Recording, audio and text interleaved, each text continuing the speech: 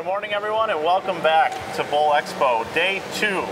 Really action-packed day yesterday. Mike Flanagan here from Storm Products along with Nelson Burton Jr. And today we've got another action-packed day for you here live from the Storm booth.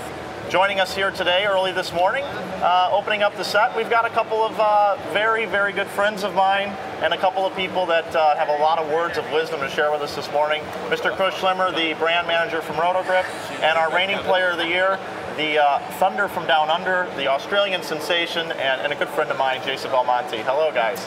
What's up? How are you? Good morning. Now, Jason, I want to get right into this. Obviously, you've been on the PBA Tour now for a few years. You've emerged as the top star of the tour. And I know yesterday you had a very, very long line of people you were signing autographs for. What's the overall buzz here at Bowl Expo with all the people you got to meet? Because I saw the line all day. Yeah, I feel like the buzz around Bowl Expo is a positive one, which is great for the industry.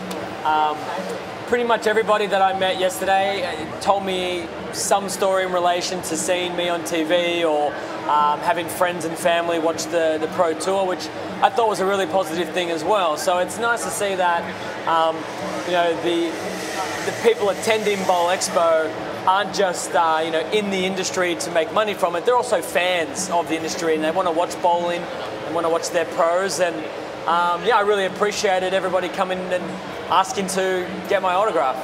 Yeah, I do have a sore hand a little bit though, I must say. I might need to start signing two-handed, take some of the pain off. Yeah, hashtag two hands, by the way. I need some bowler's tape on my thumb maybe while I'm signing my name. May not be a bad idea. And just to let everybody know too at home today, we're going to try to get a little more interactive with you. Hashtag Storm Live on Facebook or Twitter. We'll try to get to your questions. Bo, you saw the autograph line for Mr. Belmonte, and you've been able to watch him do a little bit of bowling.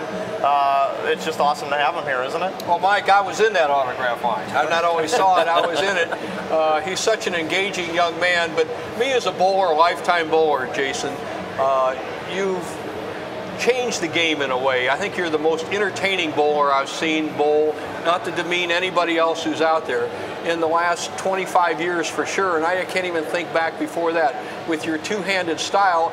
And me, who's involved with young people, I tell them two things. One, learn to bowl both ways. The two-handed style definitely is a way to bowl in today's modern bowling conditions. And do you actually teach that, or when you do your clinics or whatnot? I'm sure you get a great demand for that. Yeah, and I think the misconception about me as a coach, I'm certainly not one of the best coaches in the world, that's for sure, but I have a very open mind and I don't push anybody to bowl a certain way. And I think you're right. I think that if we have coaches and players out there that are open-minded to the fact that there are lots of different ways to bowl, and I think it just becomes versatility. You know, once upon a time, players wanted to be able to throw it straight and hook it. Well, now you want to be able to throw it straight and hook it and perhaps add one- and two-handed tools to your game. So the people that I come across in my clinics, I'm always, you know, they always ask me how to bowl two-handed, or you know, I try to help them as best as I can. But ultimately I tell them, listen, don't keep your mind in such a small box. You know, think outside. If you do have the ability to bowl one-handed, work hard at that as well, and you know, you'll be way better than me if you can bowl on 35 feet or less. I pose this to Chris Schlemer, and Chris, you deal with all the great players. You've been with Storm for a long time. You're my good long-time friend. I'm sure as you travel around, you get a lot of Jason Belmonte questions, and I still help a lot of people. I under the philosophy of kind of what Jason said, but I think if somebody really wanted to try to maximize their game, especially a youngster, little kids, 4, 5, 6 years old, who don't have I think the two-handed way is a way to go, and I'm sure that you see that in your travels. Absolutely, yeah. I mean, I've been fortunate, like you said, being with Storm for a long time, traveling the world, coaching from kids to even some older people overseas. You know, I remember we first took Belmo over to Japan a handful of years ago, and just in a matter of his initial run over there, and by the time we went back next year, we had senior citizens. I mean, we're talking people in their 70s, like, oh, you teach two-hand style. And we're like, well, okay. And it's been an evolution of that, but even another one we can actually talk about, a guy who's added that to his repertoire, Walter Ray Williams Jr. I mean, how many titles does that guy have? And people are now looking at going, I saw Walter Ray throwing two hands. What's that about? I go, he just added it to his game. I mean, if your body can take that, I mean, it's like you said, it's one of those things physically you have to be able to do it.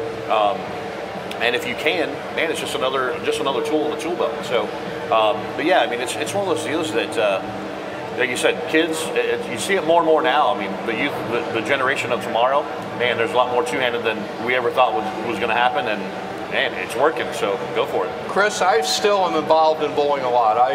Even though I don't bowl the tour, obviously, as I retired a few years back. But I bowl with that young lady we had on the telecast yesterday, Shelly Goodwin, great high school player. And you know what? When I started bowling with her, I started practicing a lot. You know, as I got tired, and to verify, I started doing all my spares on the left side two-handed.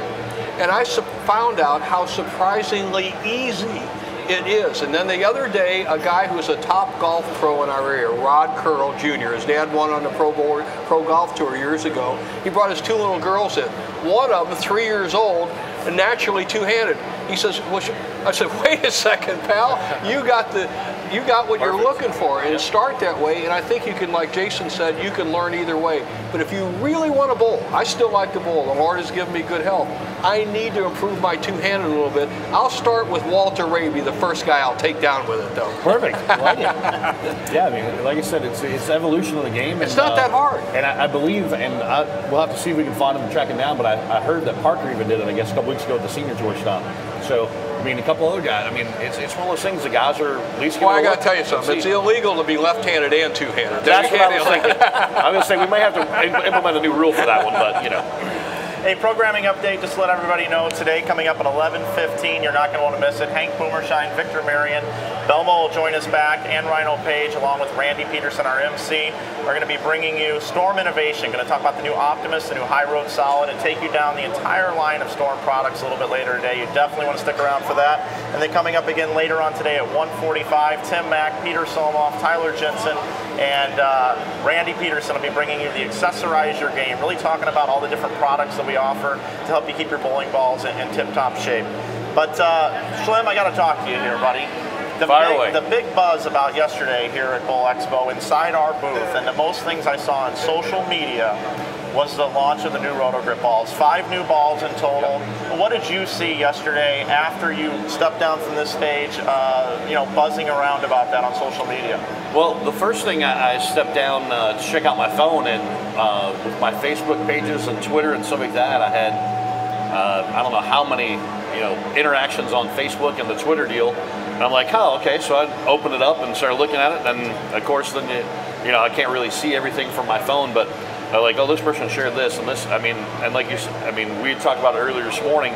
People had pulled segments of our release, and they've already posted it to their pages, and it's on YouTube, and it's all this different stuff. The buzz was tremendous yesterday. Yeah, speaking of which as well, this morning we posted the videos from yesterday, the actual videos that we played inside the segment, going over each one of the balls when Stu came to the factory and you guys were able to demo those balls a little bit. Those are now live on the Roto-Grip YouTube channel. You definitely want to check that out. It's Roto-Grip Roger is our YouTube channel for Roto-Grip, and they're there for everybody to see. Excellent. Yeah, I mean, it was like I said, the buzz was, and that was just initially as I got up, like you said, got off the stage, and then as the day went on, every so often I would get a chance to check my phone, and it was one of those deals. I feel the vibrations, and it's either a text message of, hey, I was just on YouTube, hey, I was just on Facebook, hey, I saw it on Twitter. So yeah, there was definitely a lot of buzz, and of course the main thing was, can I get those balls right now? Even though we said, hey, they come out August 26th, people want them. Like, can I get those right now? No, we actually just started production on those, so we gotta wait a little bit, and they'll be coming here soon. We really wanted to unveil them here at Bowl Expo. Right. Really big announcement. It was really cool yesterday. The big buzz. Belmo, I know you had a chance to check out the new balls, and then your thoughts on the new Roto-Grip balls. Well, look, I don't know how the guys who develop these bowling balls, who come up with the covers and the weight blocks, I don't know how they keep stepping it up. I mean, just when I feel like I see a line of equipment or a couple of new releases where I'm like, this is an unbelievable ball. I'll never stop throwing this. Our next release, I'm already putting that one in the bag and grabbing the new ones out because they're just that little bit better. And the guy, it's just, I can't commend the team enough on the expertise and the risk taking. It's one of the big things I keep saying is we are not afraid to push the envelope with a core design and we keep hitting them out of the park. So these new releases from Rotogrip, well, and that's the other thing, isn't it? Is Rotogrip and Storm, both made by obviously the same company, but you can intertwine both lines so perfectly. It's almost like these guys are thinking, well, I can see some people using 1 or 2 Storm balls, but filling the gaps with a couple of Rotogrip balls, and I love that I can hop, skip, and jump between the two companies and just keep seeing new balls that are and great. I have to say, again, of the 5 balls coming, I think you might like that Outcry ball. Yeah, you think so? I don't know. You happen to win a couple of those PBA tournaments, maybe majors with that Uproar. Yeah. I'm thinking you might like that one a little bit. I'm already planning on stealing one on the floor here, just kind of taking it under my arm and taking Chris, it home. quick question. What does Bo Burt need? I need something that bites on the ball return rack. Forget bites these on the ones ball that return skid rack. down. I'm thinking Sinister. Okay, Sinister for Bo. All right, we'll have to get you one. Seems appropriate too, don't you think? Sinister. Sinister is perfect. Hey, I'll tell you what, hitting it out of the park yesterday with the Rotogrip releases, but hitting it out of the park yesterday also was Mike Fagan. We saw him zip lining, and now he's down with our first guest of the day. Take it away, Mike. Hey, how's it going, Mike? We've got Tyler Jensen with us. Tyler is the regional sales manager for the Southwest region. How's Bowl Expo going for you, Tyler? Bowl Expo's going fantastic. Throwing up Storm Live here has been really cool. We have Bowl Expo is such a great event, and we do a lot of cool things, get a lot of great networking, but sometimes people, you can't get in unless you're a pro shop or in the industry. So it's great to get to share it with the bowling community. So really cool. Yes, the Storm Live is great, and sometimes you don't even know you're live. So, Tyler, tell us what's going on in the Southwest region this coming up. I've got quite a few trade shows coming up. This is where the RSMs, we basically hit the road for a couple weeks, unveil the new products, hopefully take some good orders. And then in my territory, we kind of cap it all off with the Lucy Bonneau doubles tournament. You've taken me down a few times there, probably will again, but hey, be kind of like 15 years ago or so. Well, I've got a new partner this year, so hopefully I might even take home the title this year. But we're all about having fun here at Bowl Expo, and Tyler is one of the most fun guys that you ever want to hang out with, and I think that's what makes him a great sales regional manager. Tell us a little bit about our trip to Korea last year. Did you enjoy that? Mike's never hung out with me, so I don't know why he just told you all that stuff. He actually called the other day, and I got so excited, and it was to find out like where the restroom was or something. But yeah, I went to Korea with Mike. We had a great time. Min the Master, who is here, we just had a fabulous time. So many trips going home from the bowling center where we were in tears, crying, just laughing so hard. So thanks. Yeah, really good times. Tyler and I actually have a little bit of a history in the 1999, I believe. High roller.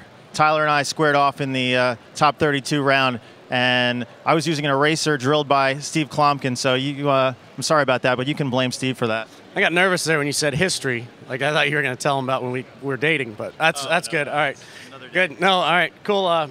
Yeah, you did. You took me down. Thanks, Steve, for laying out that ball. Really appreciate that. But, that's where it all started for me, Mike. I knew you were going to go on to be a PBA champion, and I was going to be on the road to a regional sales manager. So thank you.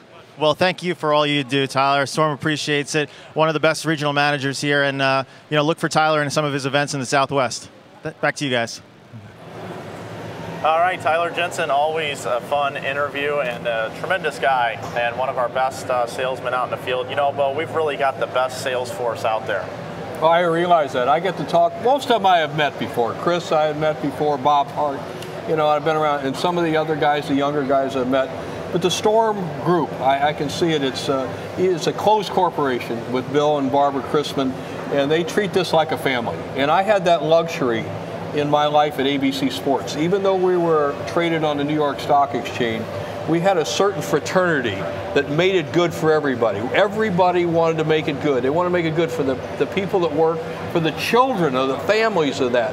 And if you get a luxury to work in the company that excels like this company, I mean, it's a great benefit.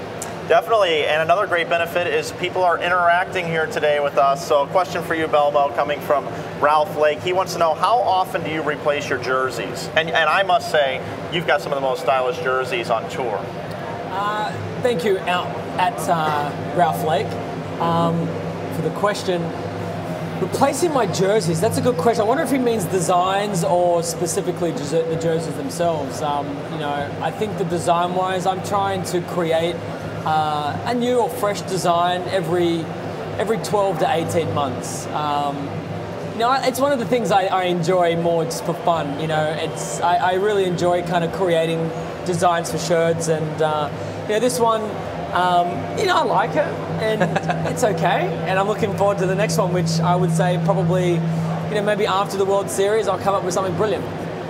Again. Excellent. Thanks for the question, Thanks, Ralph. Ralph. Schlem, also a couple of questions here. What's your favorite new color scheme on the new balls? And I know that you have something to do with the colors that do get picked out on the new Roto Grip balls. Favorite color scheme on the new ones? Yeah, I mean, actually, I'm the guy that picks the colors, and it's funny is being part of that development team, and they kind of let me pick and choose what I want for samples and things like that, and a lot of times there's times what happens is I'll pick a cool color out, and then I know they're around here somewhere. The boys at Storm will say, "Man, that's a cool looking color. We're taking that one for Storm." Sorry, Roto Grip guy, but I'd have to say of the new ones, I really like the Sinister, and that was one that we had developed for some other stuff, and we're going to use this and this, and when that one came back available, I'm like, I want to use that ball. And every person that talked to yesterday, and everyone that's seen that ball, they go, "Man, that ball's kind of cool." I mean, it's kind of the blue and the white, and kind of the neon yellow. It's something that nobody's ever seen before. So that's kind of what I look for when I'm trying to put colors together. It's really getting tough because there's so many manufacturers and so many colors of balls. And Bill, you've been around. Think about it. We went from one color back in the day to now it's a rainbow, and it's, man, how many can you intertwine that you now look at it and go, but yeah, I would say Sinister probably of the new group. So Chris, the Sinister is going to replace my Hypercell, is that correct? It's not going to replace it, it's going to complement it. And the reason being is the Hypercell is so strong, core and cover-wise, for those heavier conditions. The Sinister, if the Hypercell starts to be a little too early and get a little too lazy, the Sinister would be a good complement to that. And because of the fact it's a hybrid cover, so it's going to clear the front and give you more pop down lane. So it's going to allow you to move in and actually create better angles. And because as we know, the oil doesn't stay in one spot anymore. It picks up, it moves around, and now this ball actually lets you get in and create some shape on the lane. So good stuff. I need some coaching. I got to ask Belmo this. I've watched the Bowlers Tour. I've been on the tour, and I actually bowled on the tour in the very Genesis years, 1962, 3, when I was still in college. And have you found, with your dominating style, any resistance to your style or to you as a person when you start kicking asses? It's a good question, mate. Look, I've had criticism and I guess resistance for the way that Criticism or not from other two-handers, though? Well, no, not necessarily. I mean, there are some two-handers out there that, don't necessarily like me as an individual, but not necessarily about the style. But, I've had it my whole career, and I think it's always been, I never really understood it, when I was younger. I never... It's known as envy and jealousy. Well, when you're a kid, you don't necessarily, I never had that feeling towards other people. I mean, even today, I still want to see my friends do well on the lanes. Of course, I want to beat them, but when they do well, I wish that was me and not them. I kind of am happy for them to a certain degree, obviously.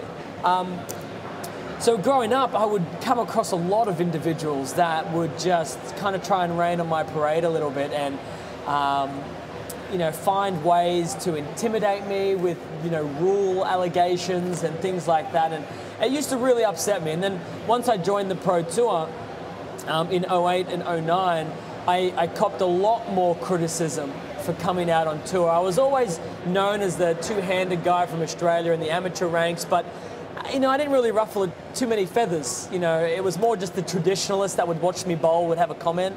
Once I got to the Pro Tour, and social networking and internet-based forums were so readily available, I used to read a lot of that stuff, and I used to really take it to heart. I used to have these long and deep and meaningful conversations with my wife and say, I don't get it. Like, I try and be nice to everyone I meet, and I'd shake someone's hand, and then later that day I'd read a forum post that, the guy's like, I met him today, the guy's an idiot, I hate his style, the kid, send him back home to Australia.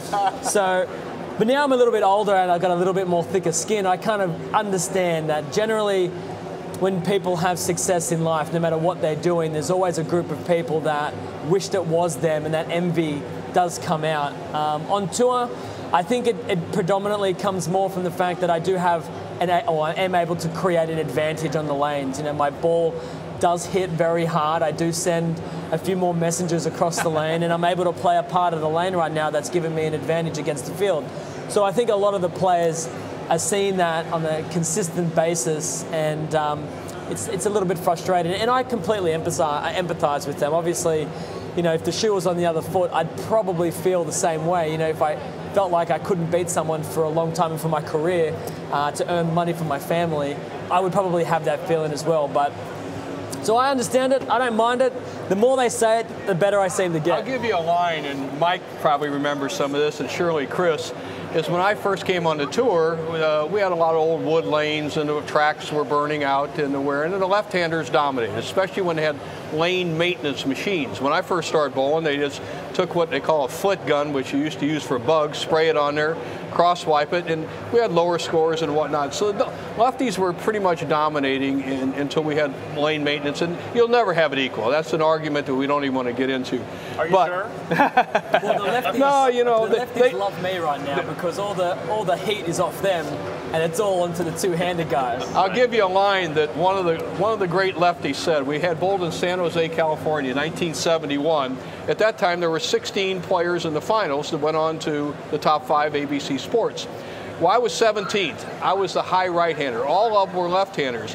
And so a bunch of righties were screaming and whatnot, and we went into the paddock the next day, Mike, and there was a big sign put up by the lefties. Don't bitch, switch. So you can take that. So you can take that to the bank. That's a good one. That's a good line. I might be posting that later on today on my social networking. You just quoted RoboCop. That's a nice RoboCop quote you got in there. They just remade that movie. You can take that to the bank. I like that. So Jason, obviously two-handed style. I've gotten to know you over the last couple of years. You've got to be the most visible and most out there bowler, always trying to knock on doors, and most recently you hit the jackpot, in my opinion, and did one of the most successful things that's happened in the modern day bowling world with social media. You hooked up with a couple of guys called Dude Perfect, and I'd like for you to tell the folks at home a little bit about how that came about and a little bit about what you're trying to do for bowling by reaching more people over and over again. I really like what you've done. Thanks, Mike. I appreciate it. Look, one of the things I'm really passionate about is you know, I've been in bowling my whole life. Parents have built bowling centres in Australia, and I want bowling to get better. I want bowling to kind of break out of that spiral that we seem to be in and out of this very niche, small box and break into the mainstream a little bit more and be seen by people who wouldn't normally watch bowling. So I recently joined a YouTube network called The Whistle. And they have a lot of different partners. And I came up with this really cool idea of doing some trick shots. And I was explaining them to The Whistle that, listen, I think we can make this video pretty cool and very big. I just don't think that, you know, my 40,000 followers on Twitter and on Facebook, it's a really big enough platform. I think this idea is awesome and I need help to kind of project it out there. And they said, we know the right people. And they introduced me to a group called Dude Perfect out of Dallas, Texas. These are 5 young guys out of college a couple of years who perform trick shots with footballs, basketballs, frisbees, and that's kind of what they do for a living. So I was introduced to them and explained my idea and what I want to do, and they just loved it. And for me, I thought this is a really great opportunity because they have about 2.5 million subscribers on YouTube, you know, the same amount of people on Facebook and Twitter, and I realized that, you know, when they post something, that's going to a demographic that we bowlers don't get to reach, that young male, you know, 8 to 30 bracket that is heavily involved in the sports and cool stuff. So I really felt like it was a win-win for myself and for bowling, and also for Dude Perfect. I thought this would be a way that they could kind of branch out into some unusual trick shots. And I think it's almost at 6 million views right now, the clip that we did together, and it's you know, it's going viral very quickly. Yeah, one of their most successful videos, and you even told me that you made a little bet with them that day, that you said this is going to be one of your most successful videos out there, and you know, they were like, well, it'd be good if we got to what, 1 million views in a week or 2 million views in a week, and you've surpassed that. And I've just seen so many people reposting this. And what's great about it is bowling enthusiasts like the video. And not only do bowling enthusiasts like the video, but people outside of bowling, as Jason mentioned. And that's really what it's all about, is tapping into that other pool. You know, our pond is so close-knit, but anytime you can go fishing in the ocean, somebody like Jason, and that's what he's always looking to do, is get into that ocean and find more people to bring into our game. And if it's with a two-handed style or a traditional style, it really doesn't matter. And I really commend Jason for always looking out for that thing. One of the things that I loved about that video that we released was, I've read a lot of the comments. I mean, there's like 50,000 comments, so right, I don't read them all, obviously. But I read a lot of them, and a lot of the comments, which I've actually copied onto my phone because I want to keep them, is, this makes me want to go bowling. You know, and people have said, I've never been bowling before, I'm going bowling this Saturday. And I have them screenshotted on my phone, and I said, that's what it's really all about. You know, it's not necessarily about individuals making money, because just to let everybody know, I didn't make a penny off that video. I didn't do it for the money. I wasn't paid a great deal of money. I wanted to do it because I realized that this was a medium that bowling needed, that these guys can really help us. And you know, seeing comments like that, Dude Perfect probably don't care about those comments, but they are the ones that really hit home to me, because there were hundreds of them commenting about, I'm taking my kid bowling this weekend, it looks fun. And a lot of people asking, you know, I wonder if I could take a bowling ball to a skate park. And just the idea that they have bowling in their minds was really important. So I must say, I must apologize. We did break 6 storm balls in the skate park doing those trick shots. So I'm sorry, Storm, you're not getting those ones back. I think it was well worth it, and I'm going to let people in on a little secret as well on this shoot. I worked with Jason getting him the gear that he needed, and the zero gravity in the video was what, a 12-pounder? Yeah. Well, the idea was, obviously we wanted to throw some of these balls far or fast, and a 15-pound bowling ball isn't necessarily what you want trick shots to be, to be doing. It's a little harder to get a little bit more speed and height. So the guys appreciated it. Swinging those lighter pound bowling balls was a lot easier, a lot more fun for them. And Schlemer, you had a chance to look at the video. We all looked at it in the office that day, and I know you really liked it. And you've got a newfound home on Facebook now as well. Right. You're always kind of been a guy that's out there changing your hairstyle, always kind of a little bit of a renegade out there. And I know this fit right into your repertoire. Yeah, I mean, it was one of those things. Well, especially the hairstyle. Watching the videos when we did the ball release yesterday, from the videos we just recently shot with Stu in my last year and a half, I think I've had 7 hairstyles in that amount of time. But how many of them were good? None of them. That's the best part. None of them were good. But you know, when Flanagan said, "Hey, dude, you got to see this deal. Belmonte's got the Dude Perfect thing done," and I hadn't really heard about the Dude Perfect thing. You know, I kind of see those little blips through social media, and like, oh, check it out, and you watch this and that, and man, I sat there and I remember sitting there at my desk, and I'm like, man, this is really cool. Like, I was drawn in and everything going on. And then obviously talking to you after the fact and knowing how long how long it took to film some of those pieces to get it down to like that 6-minute video, I'm thinking, man, if this isn't edited, like, they spent a full day doing all this stuff. But it was really cool. I mean, it was one of those things that, being a fan of bowling, a novice of bowling, but also a fan of bowling, and seeing, like you said, it's just a different direction, and that's the reason why Storm is where it is the fact that we try and think outside the box. We try and think, man, what can we do different? We don't draw here. We want to do this. We want to do that. And obviously, you've done a great job with that, bro. I mean, well, before we go to Mike over there, I just wanted to say that I've recently, this is a bit of a plug for myself, hope you don't mind, I've updated my website, jasonbelmonte.com. So if you're interested in checking out my new website. But one of the blogs I wrote there was a itemized list of all the tricks and how long it took for each trick to be performed in the video. It's one of the most asked questions, is how long did it take? And a little bit of a teaser is the longest trick it took for me to do was the 300-foot longest strike, because the lane was, the approaches were warped a little bit, that it looked like it was going straight, and then it would tumble off either side. So that took an hour to do, and I'm talking about an hour of continuous attempts. So I kind of felt bad for the videographer who's running after this ball, 100 yards for an hour. Yeah. Hey, Mike Fagan's down on the floor, and he's standing by with a special guest. Down to you, Mike.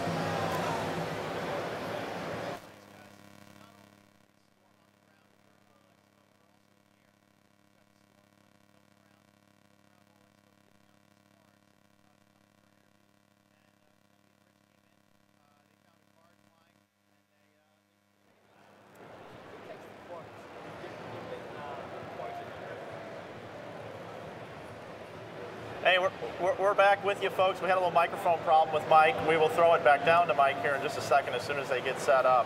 And I think that'll be just here in just a moment. I'll wait for them to let us know. Come on in. I got a question for Jason once again, not to pass that. Jason, what you're doing with this video, we actually did with the bowling tips of the week, which made me very synonymous with ABC Sports. And to kind of show you how innovative you are in that, there were no tips of any kind, Chris, in television. And Roone Arledge, the great Roone Arledge, who was the president of ABC Sports, he believed in bowling. And he always called me the farm boy because I had a farm. But he says, farm boy, he says, we'll make these, and what we're going to do is educate our audience and entertain them. So the more we could educate the people out there to keep score and to do this and that. And I was chastised a lot like you as a television announcer. He says, well, you're not telling us how to hold the ball, throw it. I said, and then Roone Arledge says to me, Bo, we have 8 million people watching.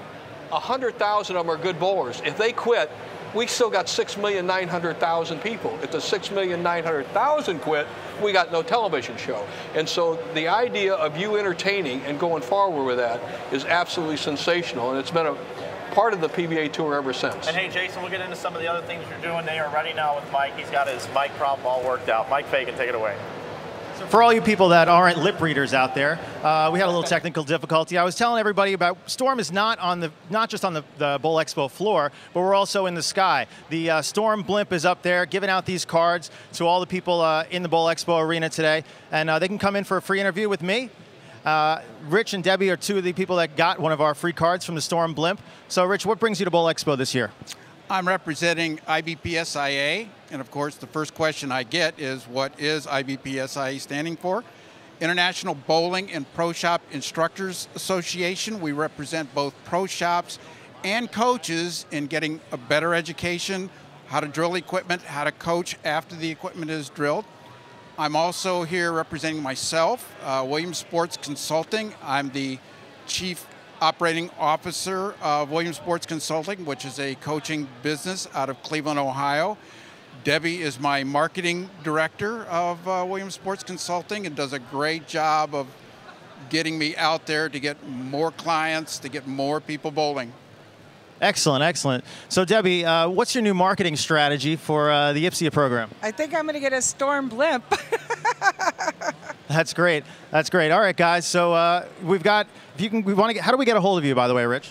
Okay, you can get a hold of me at www.bowlertrainer.com or my email address, rich-that's a hyphen, Williams@att.net, or call me on my cell, 440-829-6036. Again, 440-829-6036. Okay, no block numbers on that, please. And also, we want to thank you guys for stopping by the booth. And if you're in the Cleveland area, make sure you check out Rich and Debbie. They do some great things for the sport of bowling. All right, it looks like we might have a cell phone blowing up now with all the viewers that we have here today. Hey, another question coming in. Casey Richards, Cybrow39 on Twitter, wants to ask, how hard is the grind of the Professional Bowlers Tour during a season for you, Jason? Especially coming over from Australia. Right, thank you, Casey, for your question. It's an absolute mind-blowing grind. Forget about the travel in there. Okay, let's focus more on when I'm competing on the actual tour itself. You're competing against the best bowlers in the world. You're competing on, not always, but most of the time, a demanding oil condition.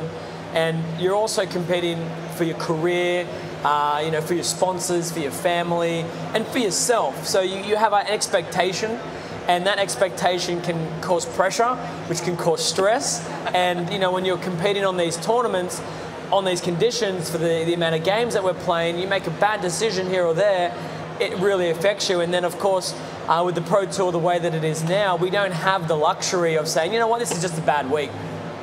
I'll come back next week and get them. It's this week, and this is the week that we have to win. And if you don't do well, you've got to wait a few months before you get another opportunity. And I think the fact that it's such a cutthroat environment now, in terms of scheduling, it adds to that grind that when you are, especially tournaments like the Bear Open, when the pattern is absolutely brutal, the US Open pattern, those weeks you just are finished with it and you're mentally spent. Absolutely, and Bo, you know that Chris Schlemer spent quite a bit of time out on tour as the rep, having to manage all the personalities on tour, keep up with the innovation of the products, and he's done a tremendous job out there. Schlem, your thoughts on just seeing the guys over the years and the grind?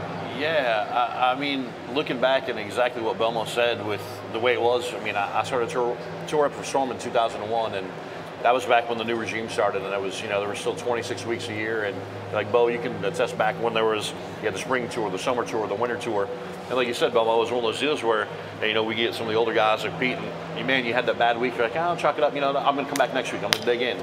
Well, with the format of the tour, and a lot of times, I was going to even say, it's this week, man, in some cases now, it's that one day, because you got qualifying in one day, match play that night. Tomorrow morning, hopefully you get through that one, and tomorrow morning you wake up and go, man, I'm on to another pattern, another tournament, gearing up for the the 5 shows that are coming that weekend. So the mentality switch is, it's even, I think, even more of a grind to it in a degree. I mean, because like you said, it's such a quick sprint, and you got to get it done. And like you said, with everything spaced out, you don't have that time to recover. And working with all the guys, like you said, being the psychiatrist, babysitter, whatever you want to call me for all those years. Punching bag, you name it. I mean, trust me, there's been plenty of times where it was this guy, or it could be Rhino, or I got to work with Mike and Pete and stuff like that.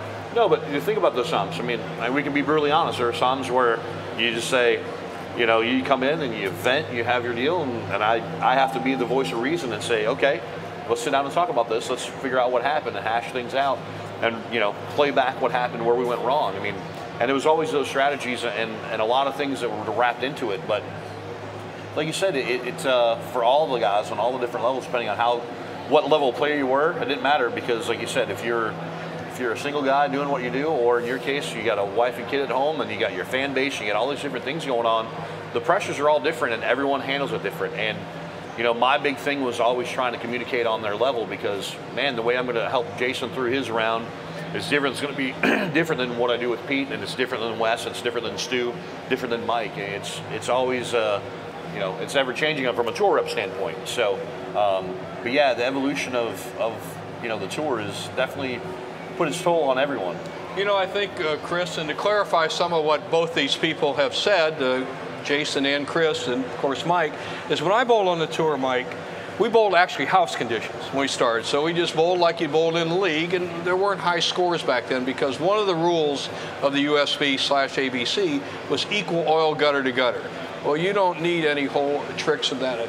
But we bowled 40 different cities. If you didn't hit them in St. Louis, you may like the condition in Kansas City or Chicago or something like that. And you're bowling over a period of a year. So you could be, if you're in a little slump in January or February, you might pop out of it March or April. The tour, to clarify it today, is more segregated into just a couple of weeks, isn't it, Jason? Where a lot of these shows that we watch as fans on TV are all bowled in one bowling center over a period of X amount of days, and I think that's what really makes it difficult. Well, I think the point to make is, like you said, when you were bowling on tour, you had an opportunity to kind of get a little warmer in your game, and then all of a sudden when you're hot, you might win a couple of tournaments, make a couple of shows in a row, and then your form is peaking, and you can really continue that stretch. And there were a variety of lane conditions, a total variety. And a variety of houses, like you said. And we all know, like, back home in Orange, my ball seems to go through the pins there pretty well. But, I travel an hour away to Bathurst, and it doesn't go through the pins nearly as well as it does in Orange. So, every house also has its own characteristics, and to see 40 of them just through statistics and law of odds and chances, your ball will strike more in certain places. So I feel like today, another pressure is, we don't have an opportunity to warm up. Most of these tournaments, they do have multiple tournaments. Well, you have to take the scores from all the tournaments. So you can't even slow down in the first 1 or 2 tournaments and then build up. You have to come out firing and then stay hot for the whole tournament. And I think, with the tour the way it is and how it's separated into clumps of tournaments, just when you feel like you're on fire, you stop.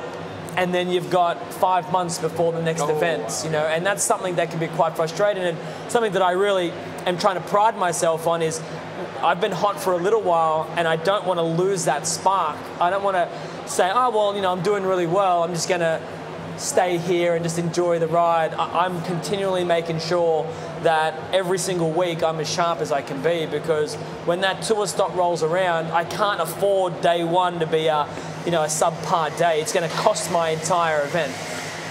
Hey guys, we've got more questions coming in here. Casey Mattingly says, does the new USBC rule change for your grip with the holes? How is that going to change your layouts? Well, something that may not be familiar with everyone out there is I believe that the WTBA have not adopted the rule as of yet. I think what is the WTBA? The World 10-Pin Bowling Association, which is also a governing body of rules and things like that as well. And for example, Australia falls under the WTBA rulings. And which a lot of those rules that the USBC do the data on are adopted by the WTBA, which is a blanket for a lot of other federations around the world. But I believe the WTBA will not be enforcing the rule as of August 1st, which I think the USBC are, until there's more specific data testing and requirements asked from WTBA of USBC. With that being said, the only event that it would probably punish me in would be the USBC Masters, because I don't bowl league here in the US, and it's really the only event that I can think of that is governed specifically by the USBC that I would compete in. But in saying that, there are a lot of bowlers out there that do bowl league in the US, that do bowl two-handed. I have a son that's a one-handed bowler. It affects him. He's a thumbless bowler. No thumb, right? Yeah. And I think the only, I actually agree with having some kind of a rule. I think there needs to be a line in the sand that needs to be drawn, and it's very clear. My only, I guess, criticism is I think that there are a lot of unclear answers that a lot of people have. A lot of these questions that a lot of bowlers have, they don't have the answers. So it's going to make this time a very complicated time. I almost feel like there should have been a rule starting in effect that, the older balls could be grandfathered in and just say, you know what, no one has to spend any money plugging bowling balls, and no one has to worry about, learning everything in a very short period of time. We're going to let everyone continue to use their equipment up until the last ball drilled, July 31st. You know what the USBC did, and something similar to that in the days of some of the older people watching, was the soaker. When they soaked those polyester balls, made the shell suck. The USBC gave you a 2-year moratorium, Jason, to make all those changes, and I'm sure you, Chris, as the absolute expert in equipment, it has some effect. Now, we know a soaker to a non-soaker was a tremendous thing, kind of opened the door for what we have today. But how much effect, and I have my son Trip Burton, who's my oldest son, he asked me, how much effect will it really have that I'm a thumb? He's not two-handed, but he's a thumbless bowler, he's got the extra hole. Is it that big a, sorry to USBC, is it that big a deal? And that's one of those things that, Belmo's, I'm sure, been fielding the questions, and I've been getting, myself and some of the other guys in the office, we're getting a lot of things happening with, whether it's through Facebook or email of, hey, I'm a two-handed bowler, or same thing, I'm a one-handed bowler, don't use my thumb. What are my layout options? What do I have to do? And again, we're also kind of in the dark. There's no real clarification as far as how do we direct people one way or another. And to be honest with you, as far as the dynamics and adding to it and stuff like that, there are certain things when it comes to layouts, like Belmo and Oscar and some of the other two-handed guys that we worked with over the course of time. Is it a direct advantage of, man, you got a hole here and we offset the thumb, we do this and do that? Quite honestly, I don't think that there really is. It's minuscule. Yes. When you actually look at the dynamics and how you change the core shapes and RGs and differentials and stuff like that, Again, depending on, it all comes back to the layout, and even for somebody who actually uses one hand, where we put the balance hole, you can still make, and that's what I try to explain to people all the time. For that bowler, there's things that you can do where you put the balance hole to make a core shape do something completely different that person's never seen before, and they go, I've never had a ball do that. And it's just, and it's moving a hole up or down or inside or outside, and there's so many different variations. And again, and I agree with you, Bo, it's one of those deals that over the course of time, and I know it's a decision, I know it's something they have to address, and I know it's, it's evolution of the game. But there also has to be that, kind of like the long putter on the PGA Tour. You have to have that grace period, that we need to do some more studying. We're going to give you guys a little time. We're going to kind of wean you off of it and not just go, okay, here it is, let's go. And so I think it'll be a work in progress. I think we'll all get it figured out. But as far as layouts go for Belmonte and those guys, I know in Oklahoma, I wasn't there, but Dell was there, Jimmy was there. You're still using a lot of your favorite layouts. But it's tough on the league bowler, and I bowl in league, I bowl with my children in league and whatnot. It's tough on them. Guys on tour, I was on tour. Tour guys, they have storm balls, they have their reps, they bowl every day. But my children work a job, and I'm not bitching about this, but it's a quick change to say, okay, you're laid off for the summer now for my one son, to change all of that. I agree with you, the moratorium is necessary. I couldn't agree more with you, Bo. I think that's one of the frustrations that I have is there are, I don't know if this rule was developed specifically for guys on tour.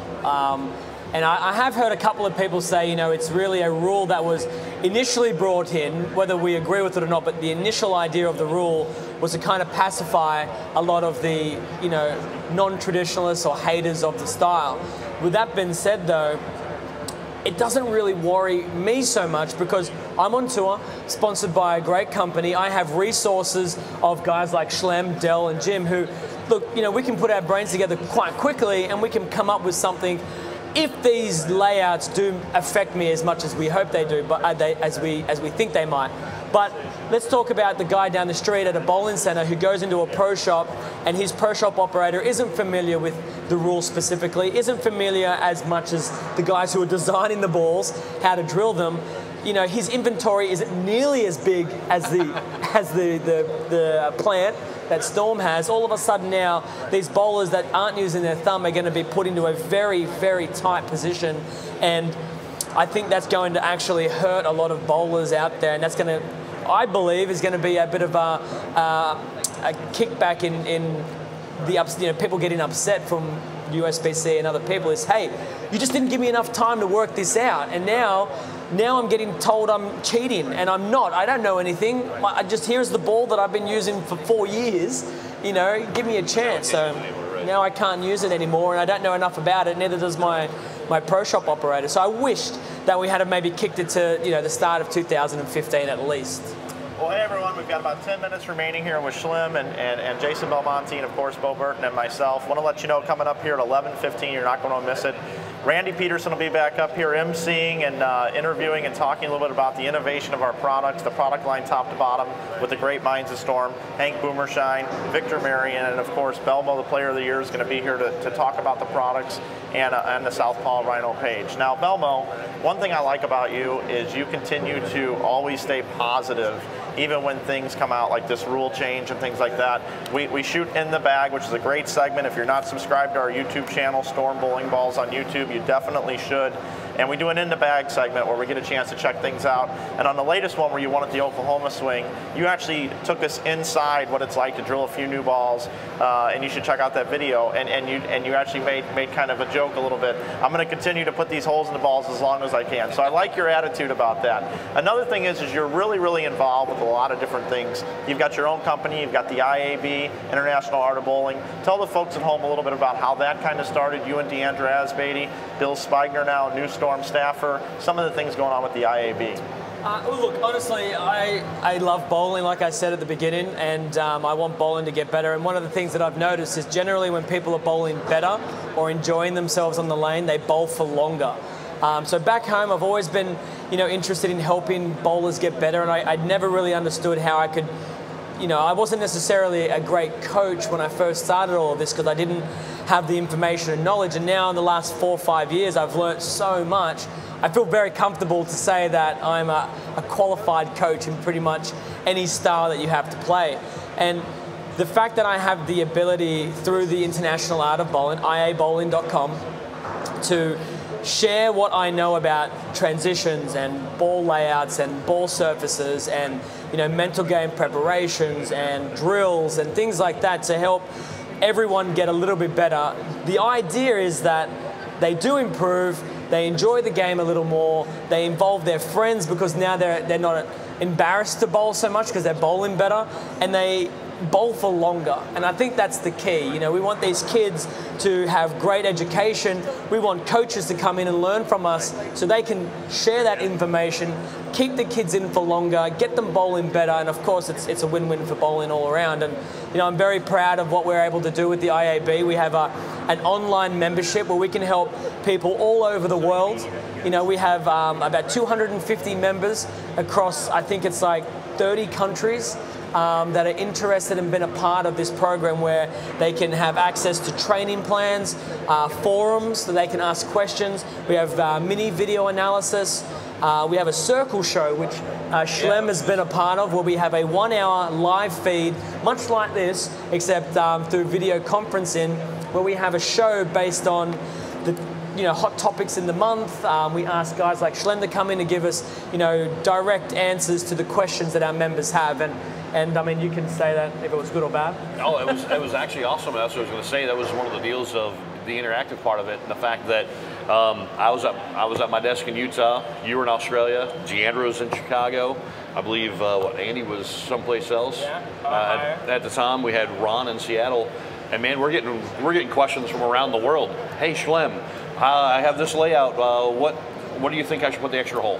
Or hey, I just drilled this ball. I need a surface prep, and it's like, we were getting it from around the globe. It was really cool. And that's one of the things that I love about the IAB is we're able to somehow bridge all the countries into one community. We like to call it a community because a lot of the members now have, we actually had a group that went to the USBC Nationals and competed as a team, and they came from all parts of the world, and they formed a team at the Nationals, and I thought that was, really cool that I was able to be a part of something that developed a community of people that were able to become friends, and that's, I think, another really positive for bowling. Mike, as a question I have, as an avid bowler, I still bowl a lot, but I don't bowl on the tour, and you lose a certain feel of technology if you don't bowl. I know bowling, but I don't know like you two guys. Is there a place where Bo Burton, like the little Shelly Goodwin we had in here, who was a great high school player, can we get the knowledge, just for me, is to change the outer surface of the ball? I mean, I think personally, you're an expert, that the outer surface is the biggest determining factor. I mean, if you're going to change something instead of weights. Where would I learn? Do you have a website with Storm or somewhere where, Bo, you should put 500 on this, or you should put 1,000 sandpaper, or the Avalon? Is there something out there where I can learn that? I think the big thing right now for us is actually if you go to our YouTube channels, both Rotogrip and Storm, you can check out those. Steve Klompkins and a lot of technical videos along with Victor Marion. We've done a lot of surface tweaks and stuff like that, and that's probably something we could actually do a little bit more, address, and probably get maybe some of the tour players involved and say, hey, because I know that's always been one of the things too over my course of time. When I was out there tour repping, people come up like, hey, I see you carrying that bag. What do you got in the bag? What's all those? I'm like, oh, I got all these Avalon pads, and they go, okay, like, yeah, all these different surfaces. So there'd be many times where I'm walking through and practice, and Belmo, you need any surface? No, mate, I'm good. Pete, you need anything? Yeah, can you hit this one with 1,000 and 2,000 on that one? Mike, you need anything? Yeah, give me that. Stu, what do you got? And so you're doing all this stuff because every person's different on what they're seeing on the lanes. And like you said, what adjustments do you need to make? We can kind of give you the average bowler, and I actually, although I still bowl fairly well, I'm still an average bowler in knowledge of bowling balls. Correct. I need that. I'm bowling in, we're warming up in league, do this. I'm not going to go in and drill a hole here or there, and I'm not poo-pooing that. That's at the professional level more, or for a ball you're going to use all year long. But to tweak the surface, to me, is something that I really would like to know and be very positive with it, Mike. I think you just built a new video for us. I think we'll have to get Belmonte and get the clan get going. Serious. Well, but one of the advantages of that circle membership within the IAB is exactly that. You become a member and you ask your questions to me and to other members of staff within the IAB community. Deandra, Bill Spigner, Steve Lemke from bowling.com, Joe Sarrar as well, and we find the information specifically for you to say, these are my ball layouts. You send us a picture, you tell us how you bowl, we watch video of you bowl, you ask us direct questions, and then we tell you direct answers to your game. And I think Schlemer as well, the YouTube channels, what they I think are so great for is like a very broad knowledge band. And look, changing surfaces, for example, how to change surface on a Storm YouTube, well, you need to know that information as well, and then you can implement your specific type of, whether it's a 500 or 1,000, depending on what you're bowling on, you still need to know how to do it. And I think that's where the Storm and Rotogrip YouTube channels can really come in to help as well. You know, guys, a lot of people don't even know what Avalon pads are. To be honest and true, you've got millions and millions of bowlers out here, and granted, probably most people watching us have some pretty strong bowling knowledge. But the average person out there, they see you doing this, they want to do it, and they don't even know what an Avalon is. So I think that's something that's very informative. Well, two things on this, Bo. Yesterday we found out that you know what a 180 pad does to a Marvel S. We found that out yesterday. I need more. And then the other thing is during the interview, if you did watch yesterday, Hank Boomershine was interviewed by Mike Fagan, and Hank was alluding to something that's in the hopper right now. It's it's going to take a little bit of time to get there, but Storm University, we're going to be doing some things on the Storm website that are really going to be exciting and really speak to what you just asked about. And a little bit later today at 1:45, you can join us for Accessorize Your Game, where we're going to be going over some of those things. So you can tune in right here. There's a seat right down there for you, Bo. I need it. Guys, we got about a minute left. Schlem, Belmo, thank you so much for joining us. Schlem, this is probably going to be the last time we're going to see you up here. Really appreciate you yesterday releasing the Rotogrip balls. It was a really great idea. A lot of great feedback. And your closing thoughts about just this whole Storm Live and Bowl Expo here. I tell you what, it's one of those things, and it's been great. It's interactive, not only just for the people here at Bowl Expo, walking around, just people are coming over, checking it out, and I'd say, like we said, the buzz outside of here. The people that didn't make the trip to Florida, or they've never really been a part of Bowl Expo before. It's kind of not that we're giving them behind the scenes, but we're here live at Bowl Expo, and it's one of those deals that I think this is going to continue to grow, and I think we're going the right direction. And Belmo, you're going to be up in the next segment. You're going to be talking about Storm Innovation with Hank, Victor, and Rhino. So we're looking forward to seeing you coming up here in just a moment. So you definitely want to stick around. And Bo, it's been fun again this morning, man. We got a couple more times together today. We'll be back at the news desk from 1 to 1:30, and at the end of the day, 2:45 to 4, and then we'll take this thing home. One thing I'd like to say to our audience out there, if you haven't come to watch Jason Belmonte bowl, do yourself a favor. I know there's a lot of great pros out there. I covered this business for ABC Sports for a quarter of a century. He's unique, entertaining, a wonderful young man, and it would add to your experience of bowling. So Jason, I'm coming to watch. I'll get a ticket early. That's all I can tell you. Mike? All right, well, that's going to wrap it up here from Bowl Expo, this segment anyhow. You want to stick around for a little while. You don't want to miss the upcoming segment, Storm Innovation, Randy Peterson, and the cast of characters. We're going to be with you all day till 4 o'clock here from Orlando, here at the Orange County Convention Center. I'm Mike Flanagan, Bo Burton, Jason Belmonte, and Chris Schlemer. We'll see you a little bit later.